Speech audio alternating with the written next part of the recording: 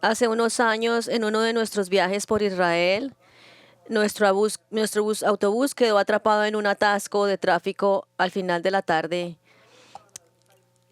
en la ciudad de Nazaret. Siempre tenemos un horario muy ajustado cuando estamos en Israel, debido al tiempo limitado para visitar tantos lugares.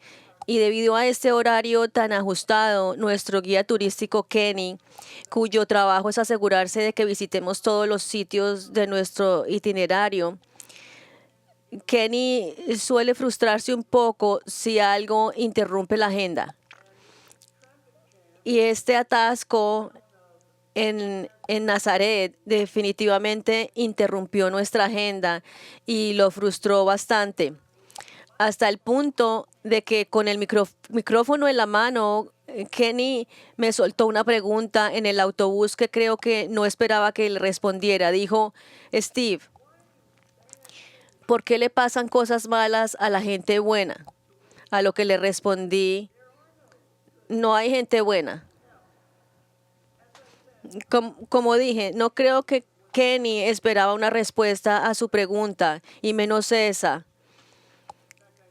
Yo no creo que estuviera esperando esa respuesta. Creo que solo estaba expresando su frustración con la situación. Y eso es algo que le vino a la mente. ¿Por qué esta buena gente de Clearwater, Florida, tiene que soportar este molesto tráfico o atasco? Bueno, el hecho es que ninguno de nosotros es verdaderamente bueno y que a todos nos pasan cosas malas, independientemente de cómo conduzcamos nuestras vidas. Y esta mañana, al continuar nuestro estudio del Evangelio de Lucas, hemos llegado a un nuevo capítulo, el capítulo 13, en un pasaje en el que Jesús aborda el pensamiento predominante de su época. Y la idea de muchas personas hoy en día es que Dios permite que les sucedan cosas malas a ciertas personas porque son más malvadas que otras. Es decir, creen que las tragedias que enfrentan ciertas personas son siempre el juicio de Dios sobre ellas por su pecado. Esto es lo que leemos en Lucas 13, del 1 al 9, en nuestro estudio esta mañana. En esta misma ocasión estaban allí algunos que le contaron a Jesús acerca de los galileos, cuya sangre Pilato había mezclado con la de sus sacrificios. Y Jesús les dijo: ¿piensan que estos galileos eran más pecadores que todos los demás galileos porque sufrieron esto? Les digo que no. Al contrario, si ustedes no se arrepienten, todos perecerán igualmente. ¿O creen que aquellos 18 sobre quienes cayó la torre de Siloé y los mató eran más deudores o pecadores que todos los hombres que viven en Jerusalén? Les digo que no. Al contrario, si no se arrepienten, todos perecerán igualmente. Y comenzó a contar esta parábola. Un hombre tenía una higuera plantada en su viña. Fue a buscar fruto y no lo encontró. Y le dijo al viñador: mira, llevo 3 años buscando fruto en esta higuera y no lo encuentro. Córtala. ¿Por qué consume la tierra? Y él le respondió: déjala, Señor, también este año hasta que cabe alrededor y le echa abono. Y si da fruto el año que viene, bien, pero si no, córtala. Ahora bien, lo que estos versículos nos dicen es que algunas personas acudieron a Jesús con una pregunta ética sobre un terrible desastre que había azotado a ciertas personas. Y lo que querían saber de Jesús era si desastres como este le sucedían a estas personas porque eran peores pecadores que quienes habían escapado de tales desastres. Pero observen lo que Jesús hizo con esta cuestión ética.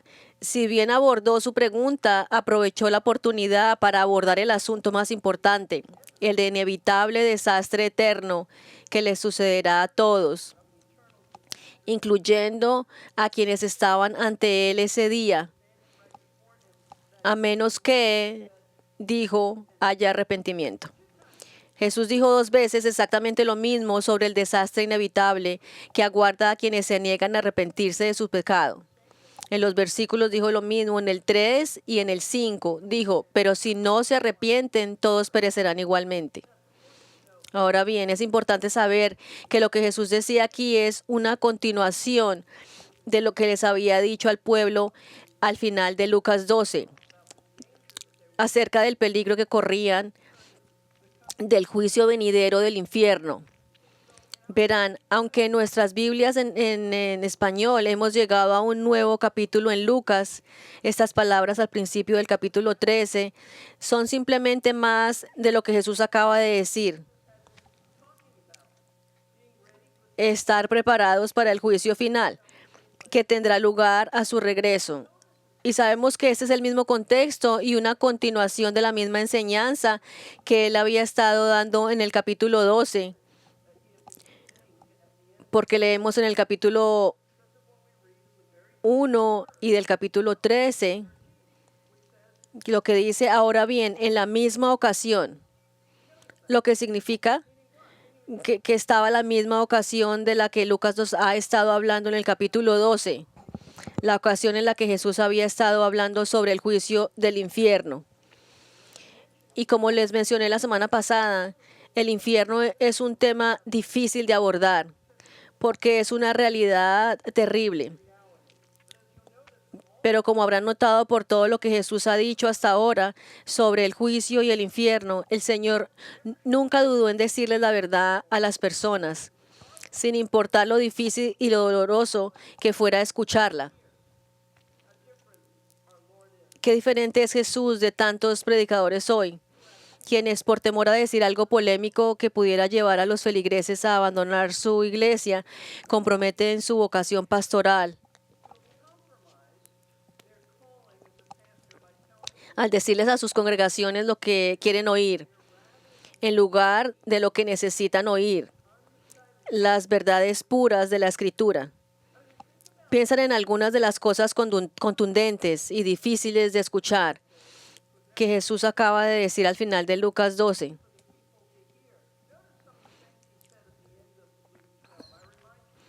Él dijo que había venido a traer fuego a la tierra, es decir, el juicio del infierno.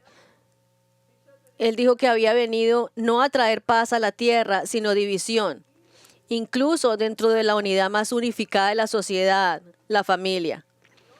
También llamó hipócritas a la gente de esta época, porque mientras fingían no tener pruebas suficientes para creer que él era el Mesías, hacían predicciones meteorológicas basándose en la mera evidencia de una nube formándose en el oeste y una brisa que soplaba desde el sur.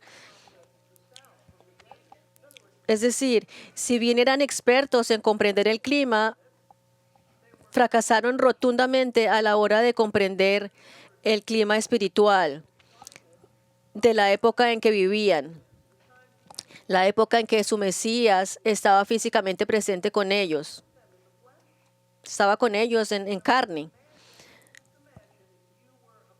Ahora bien, imagínense si fueran parte de la multitud a la que Jesús les habló ese día. ¿Cómo reaccionarían si les dijeran que corren peligro de ir al infierno? Que tendrán conflictos familiares y que son hipócritas y que predecir el clima demuestra su hipocresía. Imagínense cómo se sentiría después de escuchar a Jesús decirle estas cosas. Bueno, Ken Hughes en su comentario sobre Lucas cita a otro maestro bíblico que hizo precisamente esto. Imaginó el tipo de conversación que podía haber tenido lugar entre un hijo y su padre en una comida familiar justo después de escuchar a Jesús decir estas cosas. Entonces él escribió, bueno, papá, ¿qué te pareció el sermón? Me sentí insultado. ¿Por qué? ¿Qué te dijo para insultarte? Dijo que si me interesaba el pronóstico del tiempo, eso demostraba que era un hipócrita. Vamos, papá, no dijo nada parecido. Lo que dijo fue que si tomas el tiempo de convertirte en un experto en leer el cielo para predecir el tiempo, pero no te tomas el tiempo de convertirte en un experto en asuntos espirituales cuando te declaras espiritual, eres incoherente. Bueno, no creo que tenga derecho de juzgar a la gente así y no volveré a escucharlo. De hecho, veré si se puede hacer algo para silenciarlo. No necesitamos ese tipo de comentarios por aquí. Bueno, eso es solamente una conversación imaginaria y probablemente refleja el sentimiento real de algunos de los que escucharon a Jesús decir esas cosas durante ese día. Pero independientemente de cómo reaccionaron las personas a sus palabras, incluso a sus dichos duros y duros, Jesús dijo la verdad y dijo la verdad porque esto era exactamente lo que la gente necesitaba escuchar. Y en este pasaje que tenemos ante nosotros esta mañana, Jesús no solo continúa diciendo cosas que la gente realmente no quiere oír, sino que se vuelve incluso más directo y más agresivo al decirles que todos debían arrepentirse, o del contrario perecerían y enfrentarían el peor desastre imaginable, el desastre del juicio del infierno. Así es como se desarrolla y estructura el pasaje. Primero, Jesús les dice que necesitan arrepentirse. Y segundo, les cuenta una parábola instándolos a arrepentirse ahora mismo y antes de que sea muy tarde. Y así, al acercarnos al texto, lo primero que leemos es que Jesús les dice a la gente que necesitaban arrepentirse. Lucas 13:1. En esa misma ocasión había algunos que contaron a Jesús acerca de los galileos cuya sangre Pilato había mezclado con la de sus sacrificios. Ahora el pasaje comienza diciéndonos que en la misma ocasión en la que Jesús estaba hablando a una multitud de incrédulos acerca de su necesidad de estar preparados para su regreso y el juicio que acompaña su regreso. Había algunos individuos de la multitud que aparentemente interrumpieron al Señor para traer a colación una atrocidad reciente que había tenido lugar porque querían saber lo que él pensaba al respecto. Y la atrocidad que le contaron a Jesús fue que Poncio Pilato, gobernador romano de Judea, había masacrado a unos galileos que habían subido a Jerusalén para ofrecer sacrificios de animales en el templo. Y por si fuera poco, en esta matanza, la sangre de estos galileos se mezcló con la sangre de los corderos que sacrificaban a Dios. Ahora bien, todo lo que sabemos sobre este incidente es lo que nos consta aquí mismo en Lucas 13, verso 1. Ni el historiador judío Josefo lo menciona, ni hay nada escrito al respecto en la literatura secular ni en la religiosa. Sin embargo, por lo que sabemos de Poncio Pilato, su vil asesinato de estos galileos mientras adoraban a Dios en el templo es ciertamente coherente con su maldad. Respecto a la clase de hombre que era Pilato y su desprecio por el pueblo judío, John MacArthur escribió lo siguiente: Poncio Pilato fue el quinto gobernador romano de Judea. Fue nombrado por Tiberio en el año 26 DC y permaneció en el cargo hasta su destitución en el año 36 DC. Pilato era orgulloso, arrogante y cínico y a la vez débil y vacilante. El incidente al que se hace referencia en esta ocasión fue típico del gobierno de Pilato, marcado por la insensibilidad y la brutalidad. Revirtiendo la política de los gobernadores romanos anteriores, Pilato hizo una entrada triunfal al marchar con sus tropas a Jerusalén, portando estándares con imágenes de los judíos consideraban idólatras. El pueblo protestó vehementemente contra lo que consideraban un sacrilegio. Pilato ignoró sus protestas y les ordenó bajo pena de muerte que detuvieran la protesta, pero lo desmintieron y lo desafiaron a cumplir su amenaza de ejecución. Lo suficientemente cuerdo como para no estar dispuesto a masacrar a tanta gente, Pilato se vio obligado a retirar los estandartes ofensivos. La historia es indicativa de su falta de juicio, terquedad, arrogancia y vacilación. Pilato volvió a enfurecer a los judíos al tomar dinero del tesoro del templo para construir un acueducto que llevara agua a Jerusalén. En los disturbios de protestas subsiguientes, sus soldados golpearon, masacraron a muchos de los manifestantes. Así que Pilato era así. Por lo tanto, no sorprende leer que en una ocasión ordenó a sus soldados asesinar a estos galileos,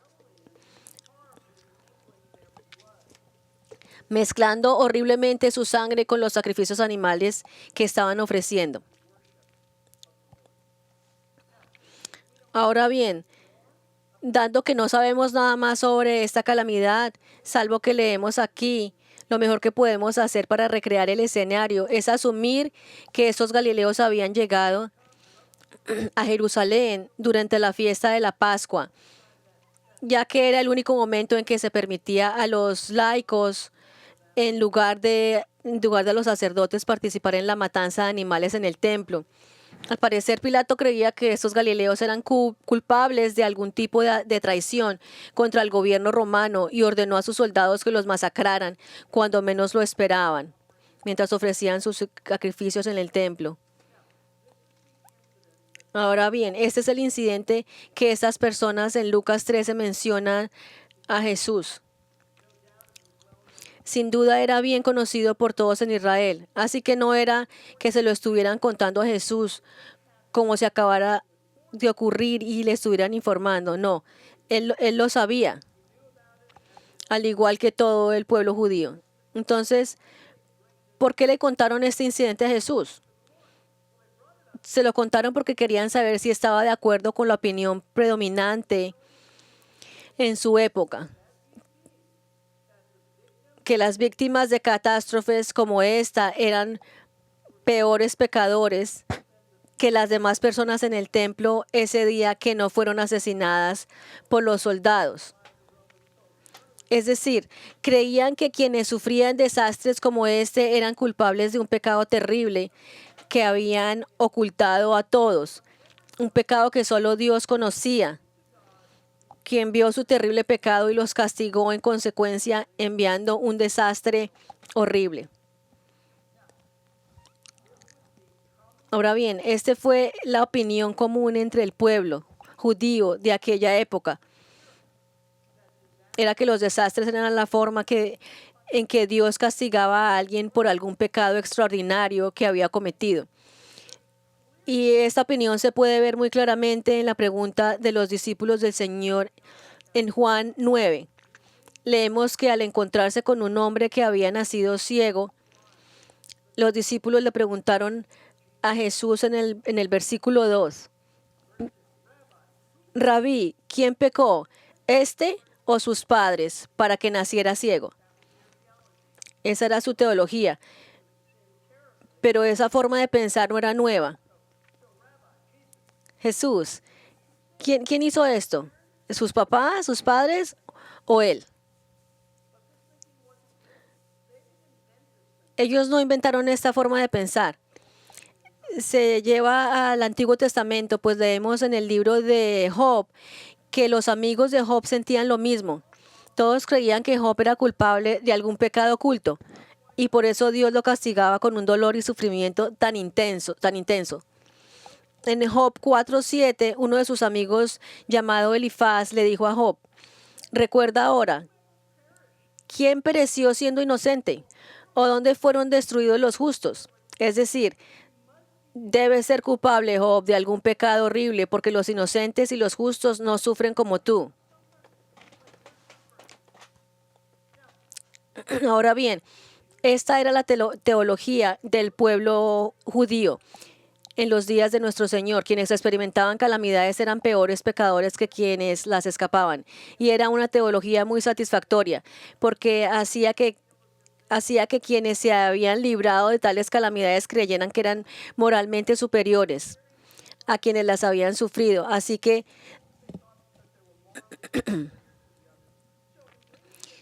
al mencionarle este incidente a Jesús, lo que estas personas en realidad le están diciendo, en palabras de un maestro de la Biblia que leí, era: vamos, Jesús, explica las deficiencias morales de aquellos galileos que sufrieron muertes tan escandalosas para que podamos santificar aún más nuestras almas. Es decir, Jesús, Haz que nos sintamos bien con nosotros mismos. Haz que nos sintamos moralmente superiores a los demás, diciéndonos que los malvados pecadores eran esos Galileos. O dicho de otra manera, lo que estaban diciendo era que estas personas merecían tal calamidad, se la merecían, pero nosotros no. Pero el Señor no los hizo sentir bien consigo mismos. No solo les dijo que su teología estaba equivocada, sino que también les advirtió que eran pecadores y corrían el peligro.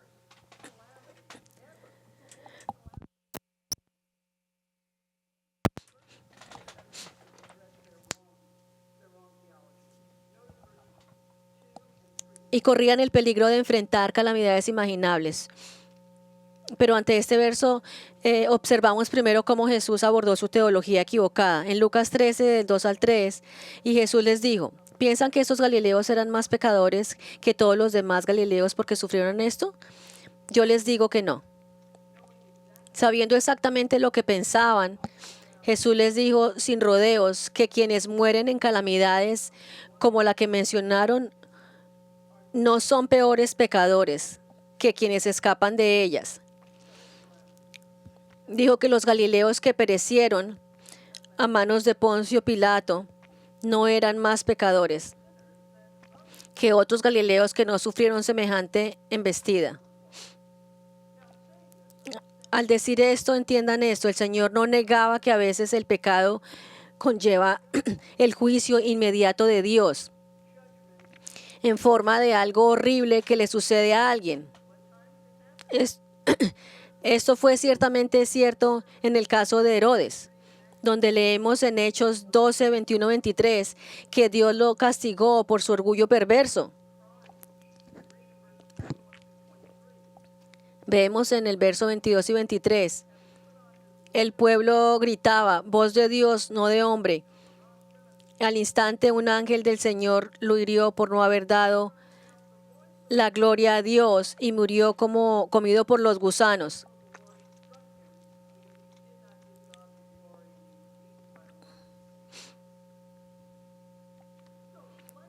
De igual manera, el Señor no negaba que la conducta pecaminosa tuviera graves consecuencias como resultado de los juicios de Dios.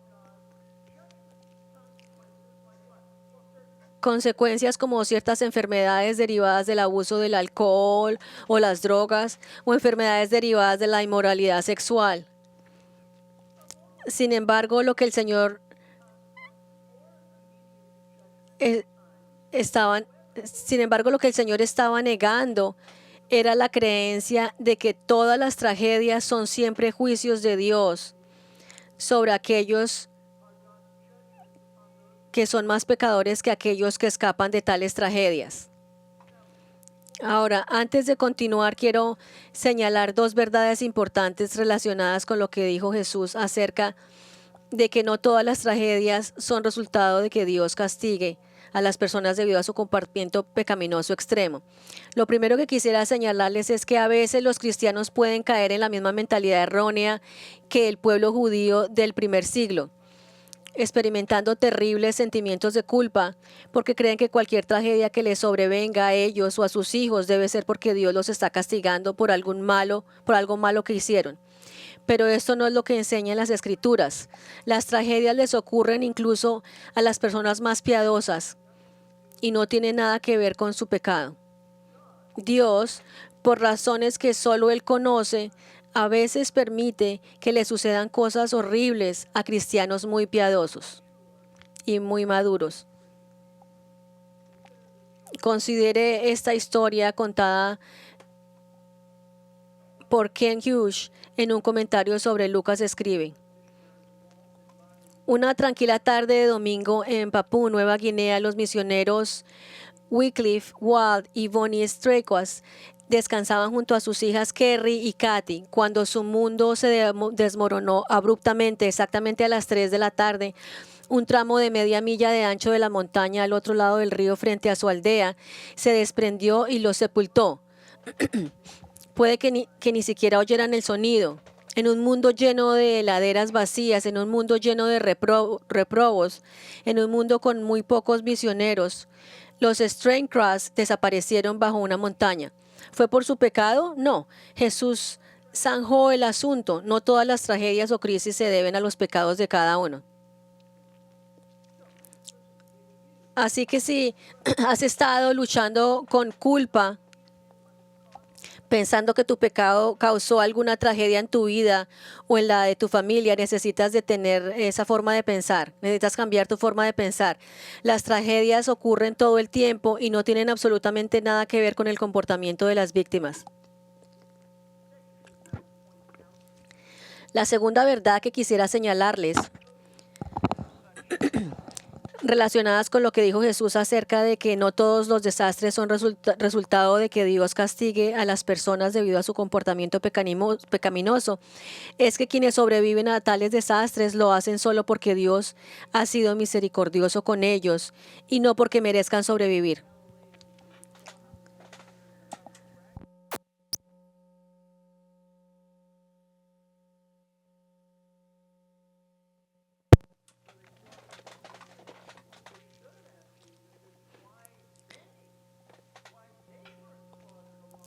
La verdad es que como todos los pecadores, todos merecemos morir. Los judíos que le preguntaron a Jesús si los galileos masacrados eran peores pecadores que otros, en realidad estaban haciendo la pregunta equivocada. En lugar de preguntar si esos galileos fueron masacrados por su pecado, lo que deberían haber preguntado a Jesús es por qué no los masacraron junto con los galileos. Amigos, lo cierto es que todos vamos a morir de una forma u otra. Como dijo una persona que leí, todos vivimos con tiempo prestado. Y eso se debe a la muerte, a que la muerte es una realidad inevitable que todos enfrentamos. Algunos morirán antes que otros, algunos morirán por la vejez y algunos morirán en tristes tragedias. Pero todos moriremos. Ahora escuchen atentamente la razón por la que Dios permite que los pecadores no salvos, los que no han sido regenerados, sigan viviendo en lugar de quitarles la vida ahora mismo es porque Él es compasivo y en su compasión les da la oportunidad de arrepentirse de su pecado y llegar a la fe en Cristo como su Salvador.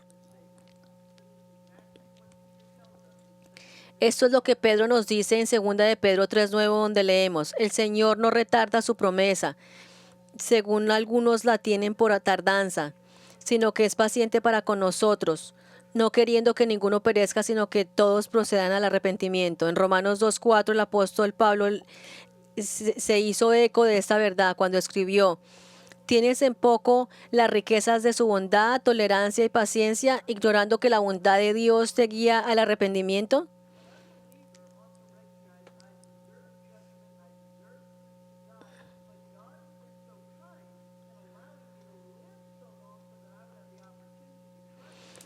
Si no conoces a Jesucristo como tu Señor y Salvador, entonces comprende que Dios ha sido muy bondadoso contigo al permitir, al permitirte seguir viviendo para que tengas la oportunidad de creer en Él ahora,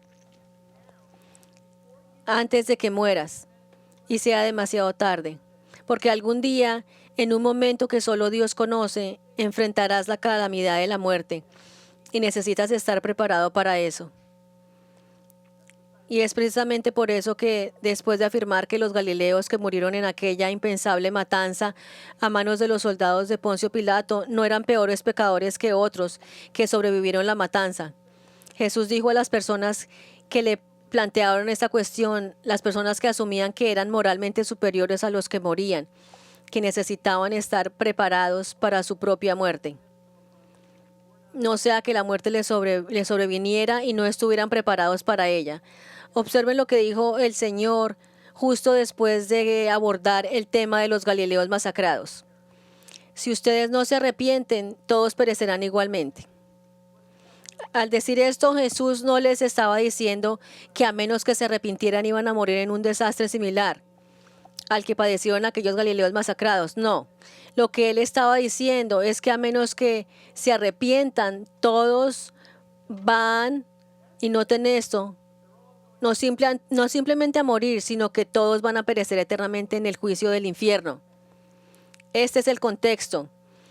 Y esto es precisamente lo que Jesús acaba de mencionar en su parábola al final del capítulo 12, donde habló de saldar las deudas antes de compadecer ante el juez, quien puede sentenciarte a prisión hasta que hayas pagado hasta el último centavo. Y por supuesto, el significado de la parábola es que debes asegurarte de haber saldado tus pecados o deudas con Dios, haciendo las paces con Él mediante la fe en Cristo. De lo contrario, el juez del universo te sentenciará al infierno, donde serás castigado eternamente por tu deuda de pecados contra Dios. Pero nunca podrás saldar por toda la eternidad todos estos pecados o deudas debido a la enorme cantidad, comparado con la santidad del Señor. Verás, Jesús está advirtiendo a aquellas personas que pensaban que eran moralmente superiores a aquellos que fueron golpeados por alguna tragedia, y está advirtiendo hoy a aquellos que piensan que son mejores que otros porque nunca han experimentado una calamidad que les quite la vida, que a menos que se arrepientan de su pecado, también morirán en algún momento y luego enfrentarán el juicio final. Entonces, aquí hay algo importante que debemos entender. ¿Qué significa exactamente arrepentirse? ¿Qué significa exactamente arrepentirse? Es crítico e importante que sepamos qué significa esta palabra. El arrepentimiento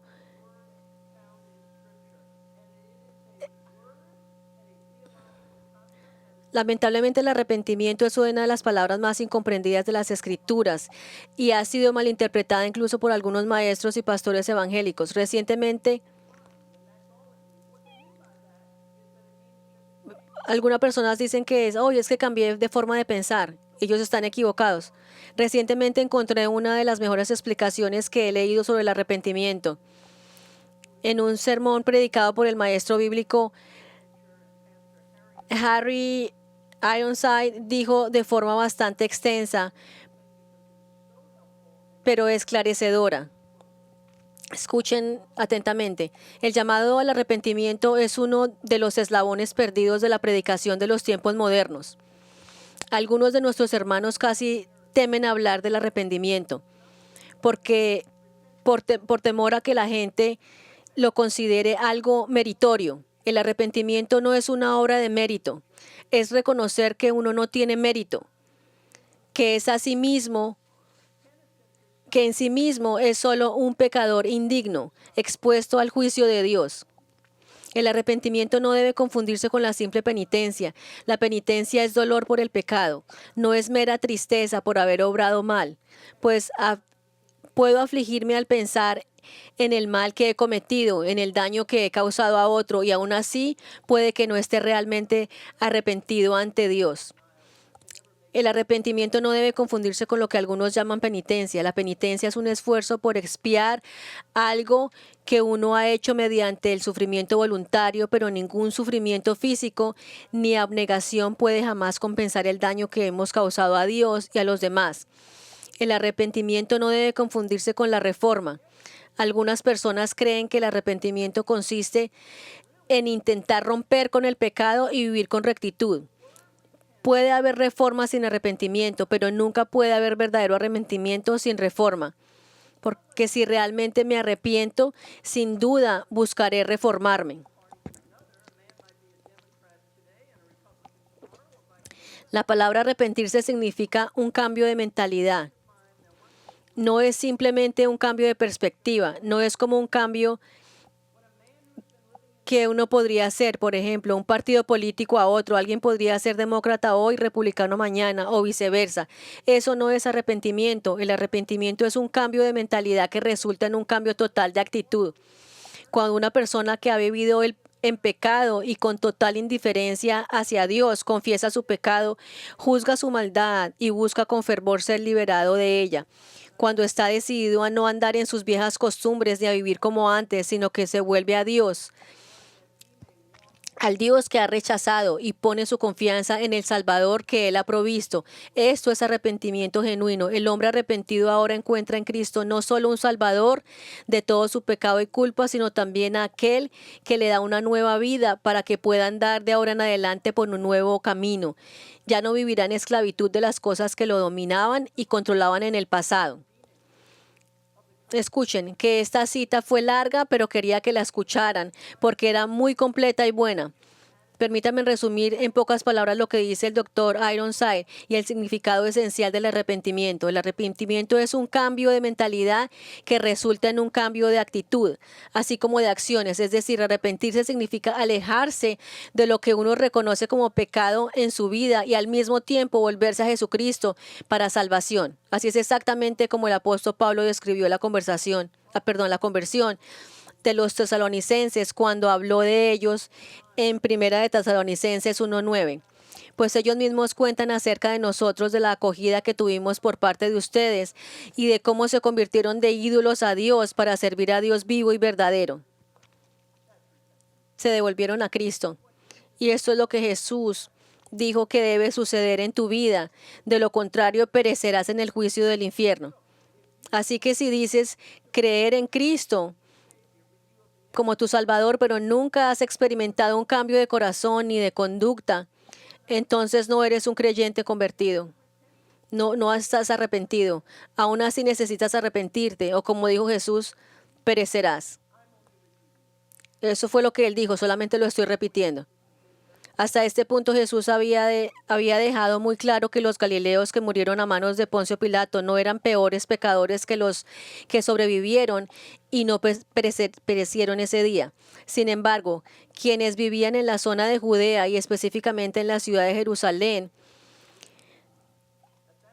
tendían a considerarse la élite de Israel y por lo tanto moralmente superiores a quienes vivían en Galilea.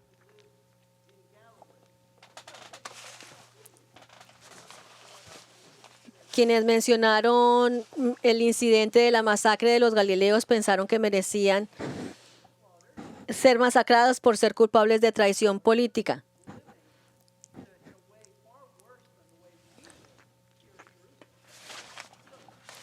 Así, para asegurarse de que no lo interpretaran, Jesús menciona otro incidente desastroso que no involucra a galileos, sino residentes de Jerusalén.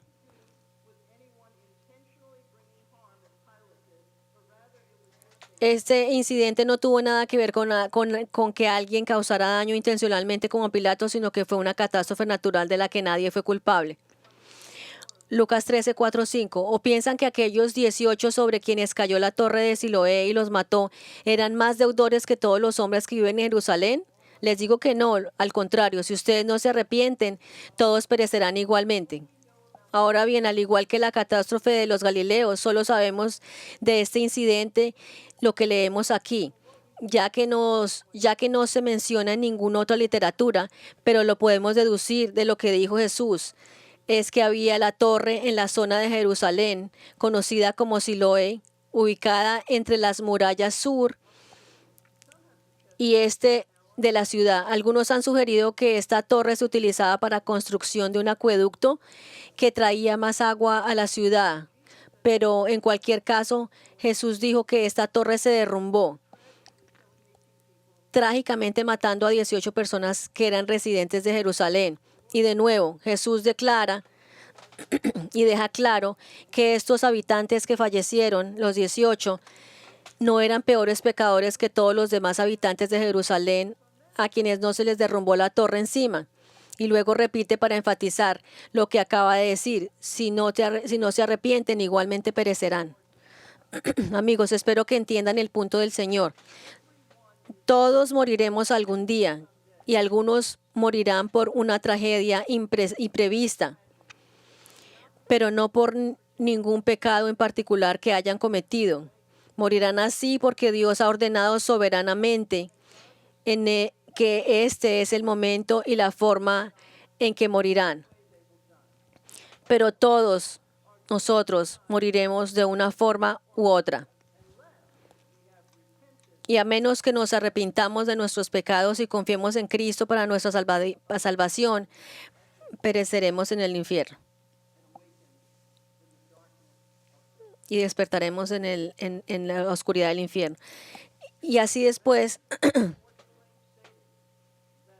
de haber dejado claro este punto, al afirmar directa y energéticamente que las personas que lo escuchaban ese día necesitaban arrepentirse, mientras que Jesús continuaba hablando, les hizo una segunda observación a estas mismas personas. Entonces Jesús les dijo esta parábola: un hombre tenía una higuera plantada en su viña y fue a buscar fruto en ella y no lo encontró.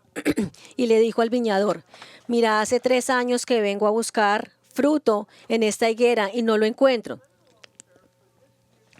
Córtala para que se consuma la tierra.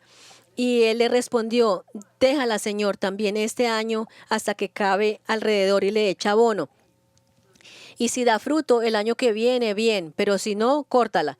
Para ilustrar la gran necesidad del arrepentimiento y para enfatizar la importancia de no demorar el arrepentimiento, Jesús contó esta breve parábola sobre un hombre que había plantado una higuera en su viña.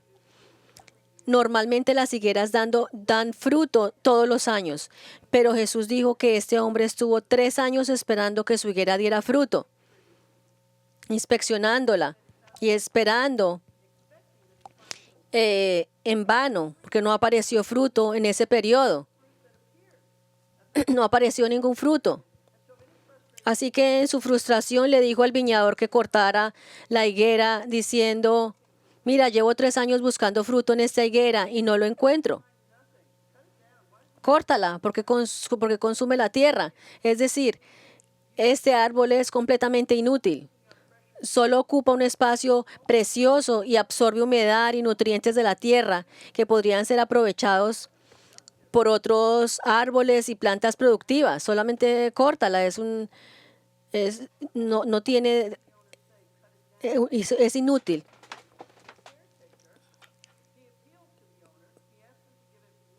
Pero al oír al dueño decir: corta el árbol, es inútil, le suplicó al cuidador y le pidió que le diera un año más para que diera fruto. Sugirió un plan de tratamiento, cavaría alrededor del árbol y lo fertilizaría. Si después de un año no ha dado ningún fruto, entonces sí seguiremos adelante y lo cortaremos. ¿Cuál es el propósito de la parábola? Verán, toda parábola está diseñada para transmitir una verdad fundamental.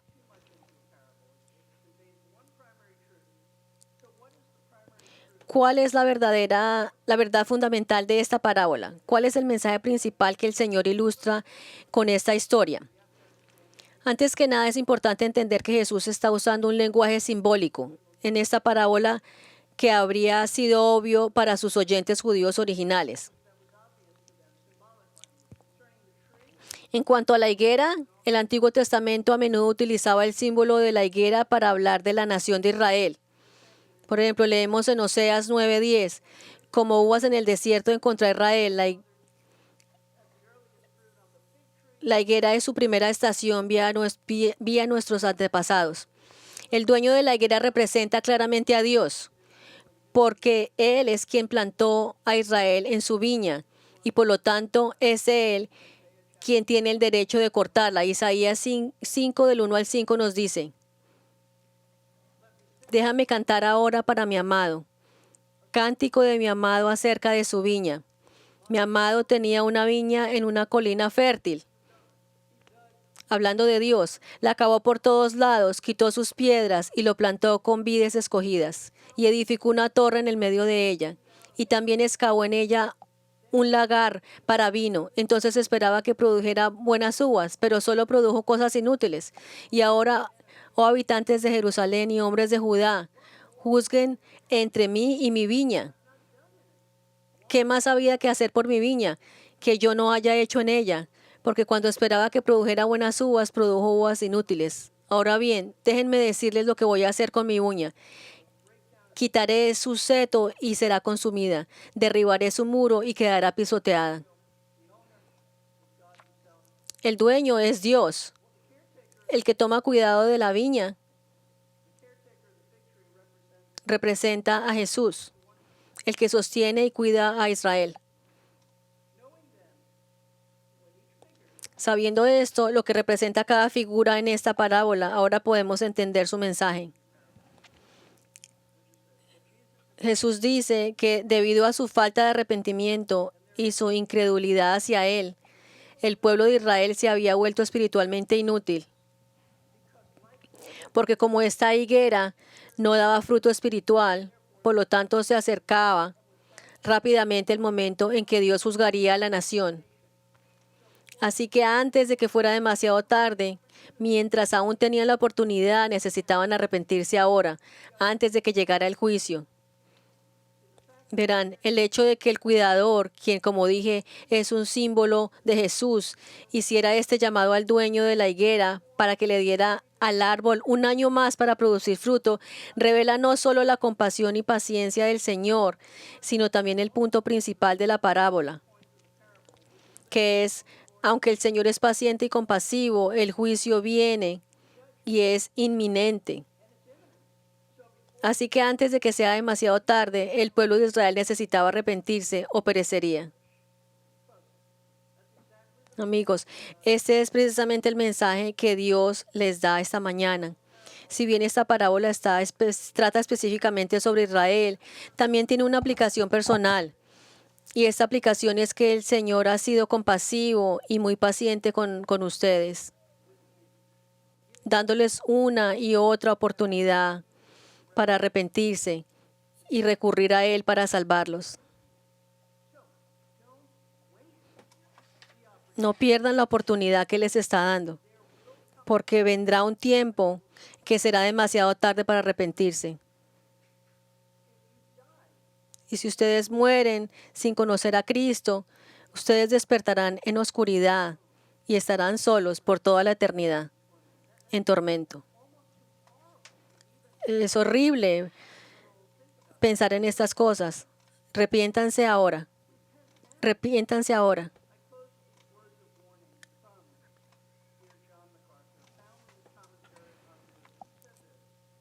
En, en un comentario de John MacArthur dice, la paciencia de Dios con quienes vienen a tiempo prestado no es permanente, por lo tanto la Biblia exhorta a los pecadores a busquen al Señor mientras puede ser hallado, llámenlo en tanto que Él está cerca. Jesús advirtió a esta generación,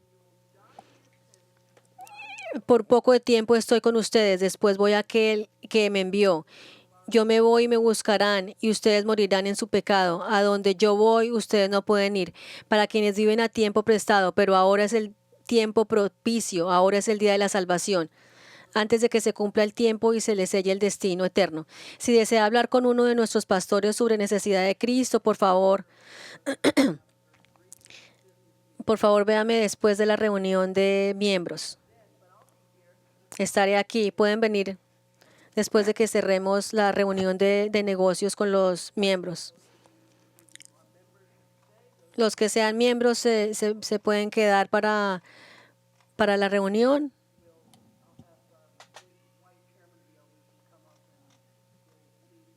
Y los ancianos liderarán la reunión.